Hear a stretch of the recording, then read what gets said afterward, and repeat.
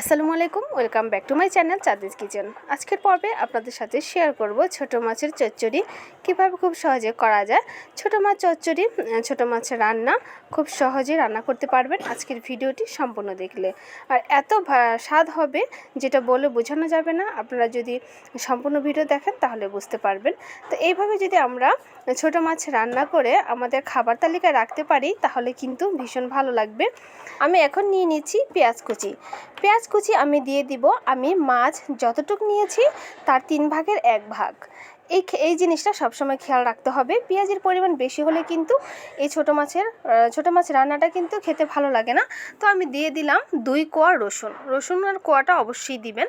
আর দিয়ে দিলাম লবণ দিয়ে কিন্তু আমি পেঁয়াজগুলোকে অনেকক্ষণ চটকে নিব যাতে পেঁয়াজগুলো একদম নরম হয়ে যায়। আর পেঁয়াজগুলো যদি নরম হয়ে যায় তাহলে কিন্তু মাছের সাথে খুব সহজেই মিশে যাবে। আর নয়তো কিন্তু পেঁয়াজগুলো কেমন যেন একটা দেখা যায় আস্ত ভাব, পেঁয়াজটা মিশে না, দেখতে কিন্তু রেসিপিটা সুন্দর লাগে না, খেতেও কিন্তু ভালো লাগে না। যে জিনিস দেখতে ভালো লাগে না সেই জিনিস কিন্তু খেতেও ভালো লাগে না।